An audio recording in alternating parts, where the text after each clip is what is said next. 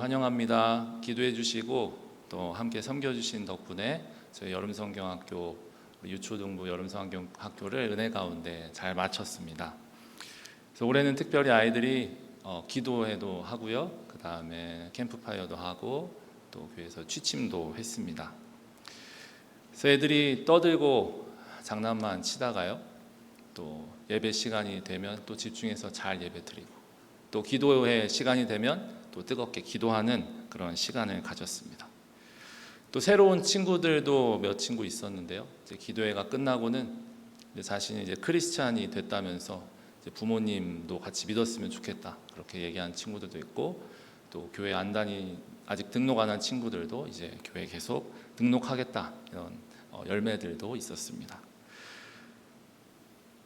그리고 어제 이제 저녁에는요, 이제 우리 선생님들과 함께 이제 피드백을 나눴습니다.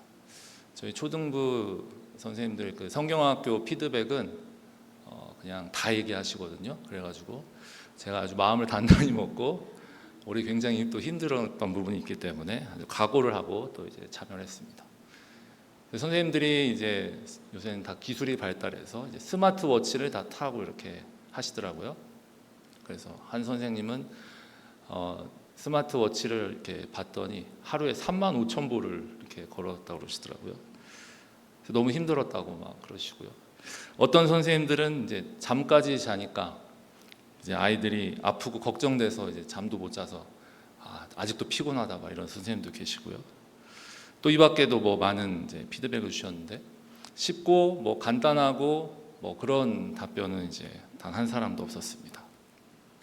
근데 그렇게 얘기하시면서도요, 힘들고 피곤하고 그러면서도요, 한결같이 우리 아이들이 이렇게 성장한 모습들을 보면서 또 어느새 또 다음 학기를 또 이 이유를 선생님들께서 열심히 이렇게 준비하시는 그런 시간을 보았습니다. 이 성경학교뿐만 아니라 우리가 어떤 교회를 섬길 때, 교회뿐만 아니라 우리가 가정을 섬길 때, 아니 우리가 직장 생활을 할 때, 우리의 삶 가운데서도 우리가 그 가운데서 하나님의 자녀로서 우리가 살아가게 될 때 참 힘들고 어려운 일들이 우리 가운데 있습니다. 그럼에도 불구하고 여전히 우리가 그것들을 포기하지 않고 계속해서 하나님 앞에 나아갈 수 있는 이유가 무엇일까요? 우리가 계속해서 하나님 앞에 담대하게 믿음으로 나아갈 수 있는 힘이 어디서 올까요? 그래서 오늘 본문 16절을 저희가 한번 같이 읽겠습니다. 시작. 그러므로 우리는 긍휼하심을 받고 때를 따라 돕는 은혜를 얻기 위하여 은혜의 보좌 앞에 담대히 나아갈 것이니라. 아멘. 우리가 은혜의 보좌 앞에 나아간다는 것이고요. 특별히 때를 따라 돕는 은혜가 우리에게 주어진다는 사실입니다. 이 때를 따라 돕는다는 건 하나님의 도움이 제한 없이 우리에게 이제 주어진다는 것이죠. 그래서 수많은 어려움과 우리 가운데 힘든 그런 일들이 있을지라도 우리가 하나님 앞에 나아갈 때 하나님께서는 이 때를 따라 돕는 은혜들을 이제 우리에게 주셔서 우리가 이제 승리할 수 있게 하신다는 것입니다. 그래서 우리가 오늘도 이 은혜의 보좌 앞에 이제 담대히 나아가는 것입니다. 이 은혜의 보좌는요, 하나님의 긍휼이 있습니다. 하나님 우리를 향한 긍휼이 있고 또 하나님이 우리에게 주시는 이제 은혜가 있습니다.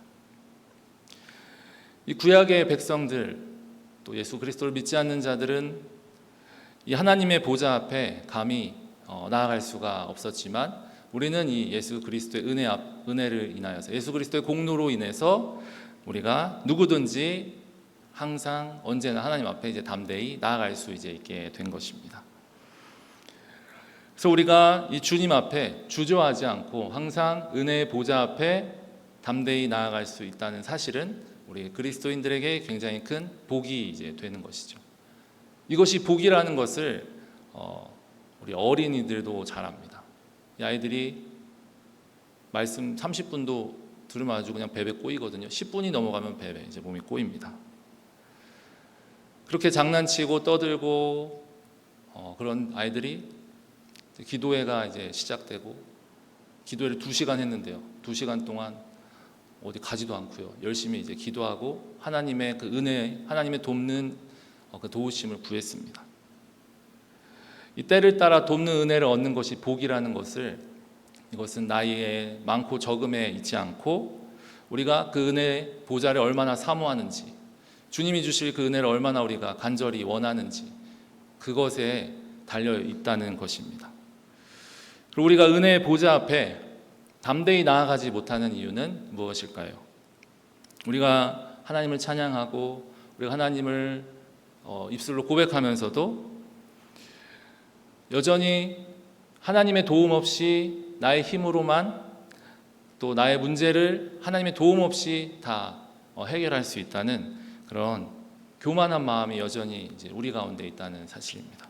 그래서 이것을 좀 어려운 말로는요, 이제 실천적 무신론이라고 말합니다. 그래서 하나님이 존재한다고 믿지만 실제로 실천의 우리의 삶에서는 하나님이 살아계시지 않는 것 같은 그런 태도로 우리가 살아간다는 것이죠.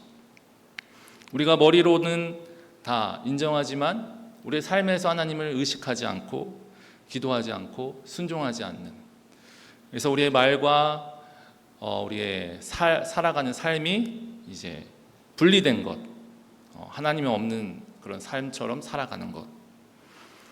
이 구약 시대에는 이제 하나님께 나아가는 것이 이제 굉장히 이제 두려움이었습니다. 하나님의 이제 보좌 앞에 나아간다는 것은, 이 보좌는 이 죄를 다스리는 곳, 이 심판의 장소, 그런 상징이 더 강했습니다. 대제사장 외에는 그 누구도 저 하나님의 그 지성소에 보좌 앞에 나아갈 수가 없었습니다. 나아가도 1년에 단 한 번만 이제 나아갔습니다. 근데 우리가 이처럼 은혜의 보좌 앞에 때를 따라 돕는 은혜를 구할 수 있는 이유가 무엇일까요? 그래서 오늘 본문은 예수님께서 우리의 대제사장, 큰 대제사장이 되어 주셨다, 그렇게 말하고 있습니다. 그래서 이 예수 그리스도로 인해서 심판의 보좌가 긍휼과 은혜의 이제 보좌가 되었다는 것입니다. 그래서 저희가 14절을 같이 한번 읽어보겠습니다. 시작. 그러므로 우리에게 큰 대제사장이 계시니 승천하시니 곧 하나님의 아들 예수시라. 우리가 믿는 도리를 굳게 잡을지어다. 아멘. 예수님께서 큰 대사장이 되셨다, 이렇게 말하고 있습니다. 그래서 이 죄로 인해서 하나님과 우리가 멀어졌는데 예수님께서 우리의 하나님과의 중보자가 이제 되어 주셨다는 것이죠. 이 하나님의 아들 예수님께서 이제 우리를 굳게 이제 붙잡아 주신다는 사실입니다. 이 큰 대사장, 큰 대제사장 하나님의 아들 예수님께서는요, 이제 승천하셨다, 이 승천하신이다, 이렇게 표현하고 있습니다. 이 승천하셨다는 것은 지금 하나님의 이 보좌, 은혜의 보좌 우편에 예수님께서 이제 계신다는 사실이죠. 그래서 히브리서 9장 12절을 저희가 한번 보겠습니다. 시작. 염소와 송아지의 피로 하지 아니하고 오직 자기의 피로 영원한 속죄를 이루사 단번에 성소에 들어가셨느니라. 아멘. 이 구약의 대제사장은 피를 가지고 문을 통해서 바깥으로 들어간 후에 또 다른 문을 통해서 이제 성소로 이제 들어갔습니다. 그래서 휘장을 통해서 이제 지성소로 들어갔습니다. 이 지성소에 앉아 있거나 지성소에서 기다리고 그렇게 오래 그렇게 머무를 수가 없었습니다. 제사 드린 후에 바로 지성소를 떠나서 이제 한 해 동안은 다시 그곳에 이제 들어가는 일이 없었습니다. 근데 오늘 예수님께서는요, 이 십자가에서 단번에 영원한 속죄를 이루셨다, 이렇게 말하고 있습니다. 영원한 이 효과가 있는 이 제사를 단번에 이제 예수님께서 이제 드리시고, 또 그렇게 한 다음에 승천하셔서 계속해서 이 하나님의 보좌 우편에 계신다는 사실입니다. 이 보좌 우편에서 예수님께서는 떠나시지 않는다는 사실입니다. 그래서 이 예수님께서 드리신 이 십자가의 제물은 단 한 번에, 매년 들어가야 되는 것이 아니라 단 한 번에 이미 이루신 것이고, 지금도 그리고 앞으로도 영원히 우리 하나님의 자녀들, 하나님의 백성들을 위해서 계속해서 그 은혜의 보좌에 주님께서 계속 대제사장으로서 계신다는 이제 사실입니다. 그렇기 때문에 우리는 언제나 때를 따라 돕는 은혜를 위해서 항상 주님께 나아갈 수 있습니다. 그렇기 때문에 우리 예수님께서 큰 대제사장이시다, 그 어떤 대제사장보다도 위대하시다 얘기하고 있는 것이죠. 그래서 오늘 14절에 보면요, 그 후반절에 우리가 믿는 도리를 굳게 잡을지어다 이렇게 쓰여 있습니다. 이 굳게 잡는다는 것은요, 이제 매달리다는 뜻입니다. 그리고 매달리고 결단하다라는 의미도 가지고 있습니다. 즉 이것은 하나님께 매달리고 하나님 앞에 결단하고 하나님 앞에 나아가라는 의미를 가지고 있습니다. 그래서 우리가 주님의 은혜의 그 보좌 앞에 나아가서 때를 따라 돕는 은혜를 얻으며 삶에서 승리하기 위해서는 저 주님 앞에 계속해서 나아가야 한다는 사실입니다. 그런데 죄는, 우리 안에 있는 죄성은, 우리 세상 속에 있는 유혹은 우리가 주님 앞에 나아가지 못하게 계속해서 우리가 주님을 붙들지 못하게, 주님께 매달리지 못하게 이 죄가 우리를 붙들고 우리를 매달리게 하는 것이죠. 그래서 이 신앙인으로서 하나님 앞에 우리가 순종하고 우리가 가진 책무들을 이제 실행하지 못하게 합니다. 하지만 우리는 주님을 굳게 붙잡고 어떠한 어려움과 위험이 있을지라도 이 때를 따라 하나님께서 우리에게 공급하시는 힘을 우리가 이제 믿어야 한다는 것이죠.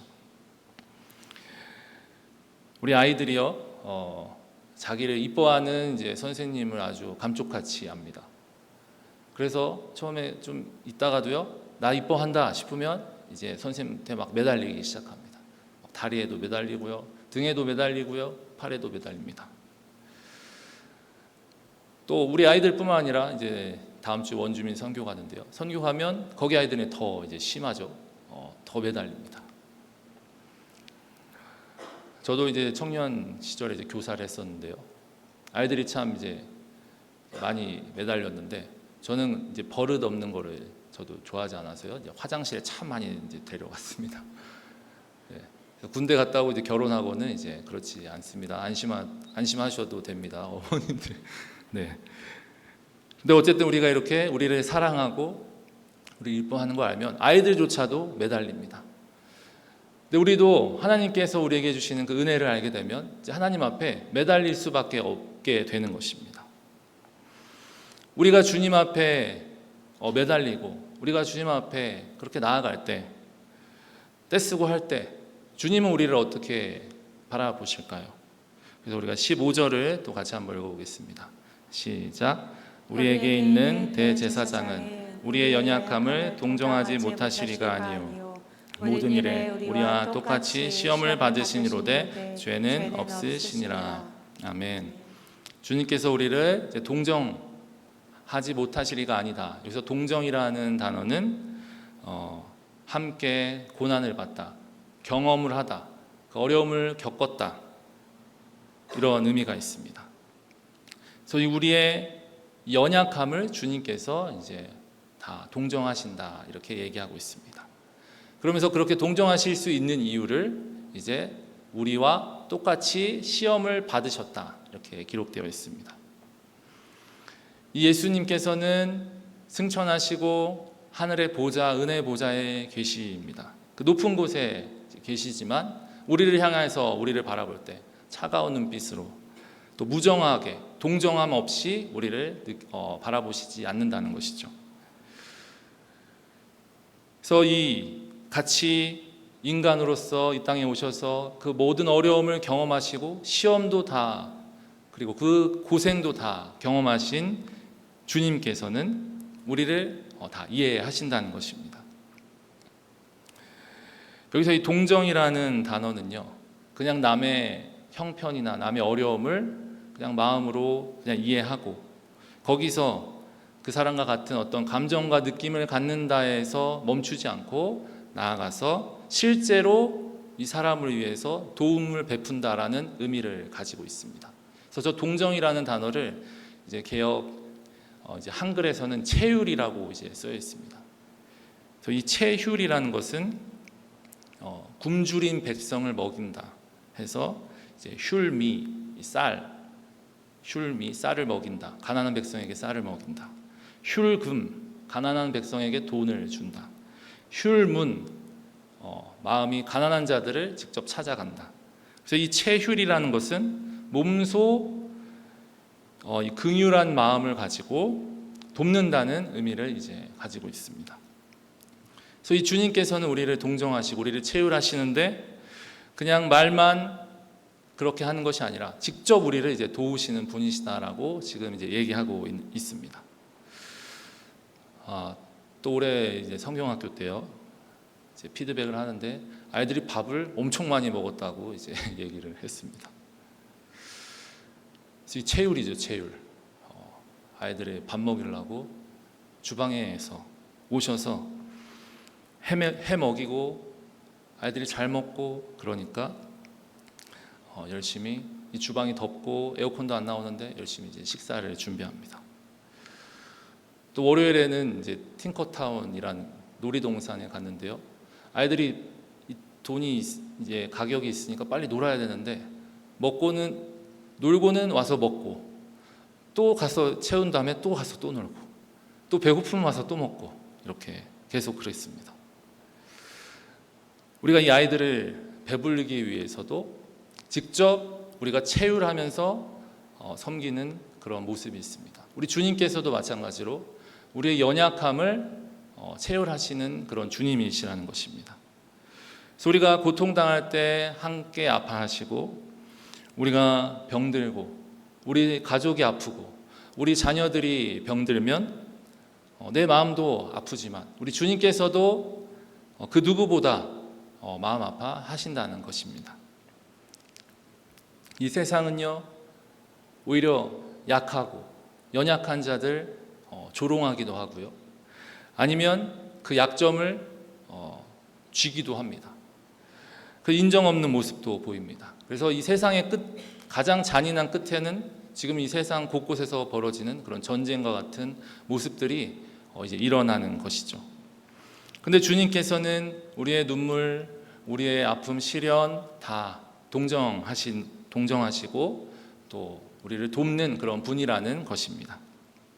어떻게 해서든지 우리를 위로하고 우리를 이제 격려하고 순종하게 해서 주님께서는 우리가 그 예수 그리스도를 믿는 도리를 붙잡고 승리하는 삶을 이제 살게 하시는 것이죠.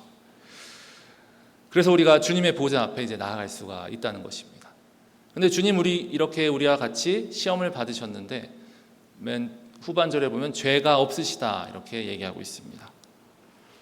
유혹과 시험과 어려움 다 우리와 같이 받으셨지만 주님은 죄가 없으시고 그 모든 것을 승리하셨다 이렇게 얘기하고 있다는 것이죠.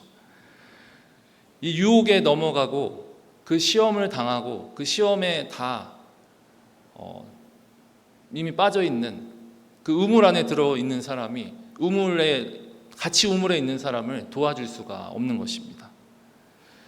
그렇지만 예수님께서는 그 모든 어려움, 시험을 다 당하셨음에도 불구하고 이제 승리하셨기 때문에 능히 우리를 이제 도우실 수 있다는 사실이죠.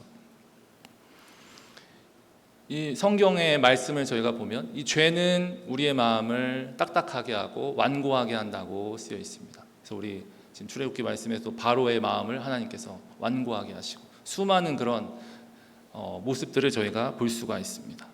그래서 이 죄는 점점 우리를 무감각하게 하고 남을 동정하지 못하고 오히려 둔해지고 또 우리를 이기적으로 만들고 그 상처를 보기보다는 오히려 정죄하게 하는 것이 이 죄의 이제 특성입니다.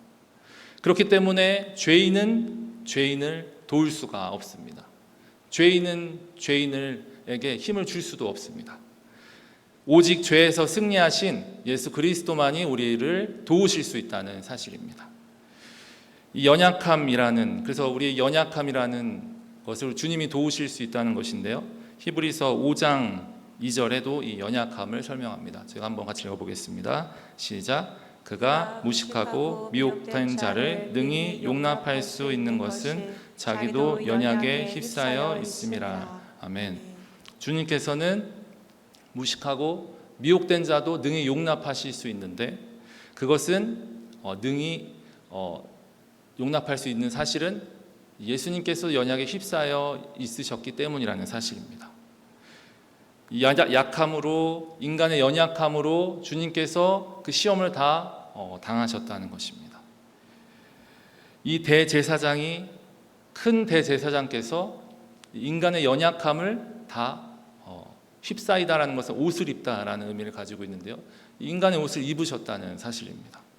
그리고 이제 승리하셨다는 것입니다. 이 예수님께서는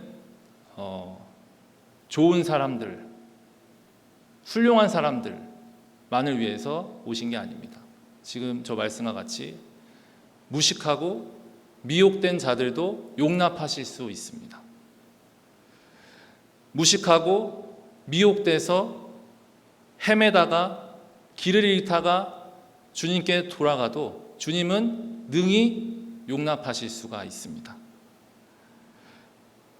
하나님께서는 물론 우리의 순종과 응답을 기뻐하시고 그렇게 나아갑니다.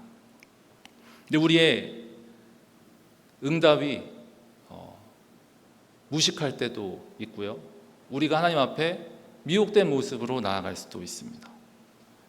그런데 저 말씀에 의지하면 능히 그 또한 용납하실 수 있다는 것입니다. 그것도 긍휼히 여기시고 은혜의 보좌 앞에 나아갈 수 있게 우리에게 힘을 주신다는 사실입니다. 예수님께서는 이 연약에 휩싸여서 인간의 연약한 몸을 입고 오셨습니다. 그리고 십자가에서 그 손에 못자국이 박히시고 옆구리에 창이 찔리셨습니다. 이 고통과 고난의 이 죄의 결과에 대한 자국을 몸에 다 자국을 이 표징으로 남기셨습니다. 그런데 부활하신 후에 그 더러운 자국, 그 상처, 그 못자국과 그 창 자국을 없애버리고 새롭게 하실 수 있음에도 불구하고 계속해서 그것을 부활하신 몸에도 가지고 지금도 하나님 우편에 앉아 계십니다. 그 연약함 영원히 지금도 그 표징을 가지신 채 하나님의 은혜의 보좌 앞에서 우리를 돕고 계신다는 것입니다. 그 못자국, 그 창자국이 우리 예수님께 어떤 흠이 되거나 예수님의 능력을 삭감시키거나 어떤 예수님께 어떤 힘을 뺄 수가 없는 것이죠. 이러한 사실은 우리 성도들에게 있어서도 우리가 주의 일을 하다가 우리 주님을 섬기다가 일어나는 그 못자국과 같은 것들, 창자국과 같은 것들, 우리가 실수한 것들, 우리가 실패한 것들, 무식하게 한 것, 미혹된 것, 그 눈물과 한숨과 아픔도 우리 부활하신 주님을 믿는 우리에게는 흠이 되거나 손해가 되거나 주님의 능력을 우리가 얻지 못하는 그런 방해를 할 수 없다는 사실입니다. 그래서 히브리서 13장 12절 13절을 저희가 마지막으로 한번 같이 읽어보겠습니다. 시작. 그러므로 예수도 자기 피로써 백성을 거룩하게 하려고 성문 밖에서 고난을 받으셨느니라. 그런즉 우리도 그의 치욕을 짊어지고 영문 밖으로 그에게 나아가자. 아멘. 하나님은 그런 우리의 연약함을 동정하시고 그럼에도 불구하고 구원을 베푸시고 우리에게 은혜를 주십니다. 우리가 주님의 그 은혜의 보좌 앞에 나아가서 주님의 힘을 구하고 주님으로 체험받아서 우리는 저 말씀과 같이 우리도 그 치욕을 짊어지고 계속해서 주님의 힘을 받되 또 영문 밖으로도 나아가는 그런 믿음이 저희 임마누엘 교회 우리 모두에게 있기를 소망합니다. 이 1세기의 이 초대 교인들은 저 믿음을 지키기 위해서 생명을 걸고 예수 그리스도를 거절하고 부인하는 자들에게 아무 그런 동정이 없는 그런 무정한 그런 박해와 어려움 속에서도 예수 그리스도의 믿음을, 이 복음을 위해 치욕을 짊어지고 저 영문 밖이라는 것은 이 은혜의 보좌, 이 거룩하지 않는 곳, 이 성문 밖, 더 이상 거룩해 보이지 않는 곳까지 담대하게 나아갔다는 것입니다. 예수님을 붙들고 예수님의 힘을 의지해서 그 모든 것을 인내하며 그 복음을 전하기 위해 이제 나아갔다는 사실입니다. 우리 예수 그리스도의 힘으로 살아가는 우리 모두는 오늘도 그렇기 때문에 은혜의 보좌 앞에 이제 나아갑니다. 우리가 잘 풀리지 않을 때에도 하나님께서 우리에게 우리에게 힘을 주시고 우리의 실수도 주님께서는 용납하시고요. 또 우리를 동정하시며 이제 체휼하실 수 있는 분입니다. 우리의 연약함은 주님의 보혈로 그 덮으시는 그런 은혜가 긍휼이 있고요. 또 우리의 필요를 채워주시는 그런 하나님의 은혜가 있습니다. 마지막 한 이야기를 하고 우리 말씀을 나누겠습니다. 프렌즈 대학교에 패트릭 셀 교수가 있었습니다. 이 교수님이 우리의 연약함과 상처를 통해 다른 사람들을 위해 사역할 수 있다는 그런 어떤 복음의 역설을 설명하기 위해서 종이 상자를 학생들에게 이제 주면서 그것을 이제 부수라고 얘기했습니다. 학생들은 그 종이 상자에 구멍을 뚫고 막 찢고 발로 밟고 다 완전히 박살을 냈습니다. 그리고 그 상자를 학생들이 눈앞에 잘 보이는 테이블 위에 올려놨습니다. 그리고 이 교수는 가정용 이 전등을 가져다가 그 상자 안에 넣고 전원을 이제 켰습니다. 학생들 그걸 보자 이제 그것을 다 이해하게 되었습니다. 이 예수 그리스도의 이 빛이 우리를 향하신 주님의 그 은혜가 우리의 상처와 우리의 그 부셔진 것들, 우리의 그 찢겨진 것들, 우리가 찔림당한 것들을 통해서 더 잘 비춰진다. 그 빛이 더 잘 전파된다는 것을 이제 분명하게 이해를 하게 된 것입니다. 그래서 이 복음의 빛이 예수 그리스도의 은혜가 우리의 상처와 우리의 연약함과 우리의 약함을 통해서 더 밝게 비춰질 수 있다는 사실을 그 상자 안에 그냥 갇히지 않고 이 빛이 오히려 그 구멍들을 통해서 밝게 비춰진다는 사실을 학생들이 알게 되었습니다. 우리 성도 여러분, 우리가 마땅히 저 치욕을 짊어지고 영문 밖으로 나아갈 수 있는 사실은 우리가 상처를 입고 연약하고 부족함에도 불구하고 우리가 그냥 멈춰 있지 않을 수 있는 사실은 우리의 이 모든 연약함과 약함을 통해서도 주님께서 그 빛을 비추실 수 있다는 사실입니다. 우리가 주님 앞에 연약할 때에도 하나님의 은혜가 우리 안에 머물러 있습니다. 우리에게 필요한 것은 그 은혜의 보좌 앞에 우리가 담대히 나아가야 한다는 사실입니다. 그래서 오늘도 우리 안에 거하시는 그 그리스도의 은혜 앞에 우리가 담대히 나아가는 저와 여러분이 다 되시기를 소망합니다. 우리 같이 찬양하고 기도하겠습니다. 우리 예수 피를 힘입어 우리 주의 보좌로 나아갈 때 어떻게 나가야 할까 같이 찬양하겠습니다.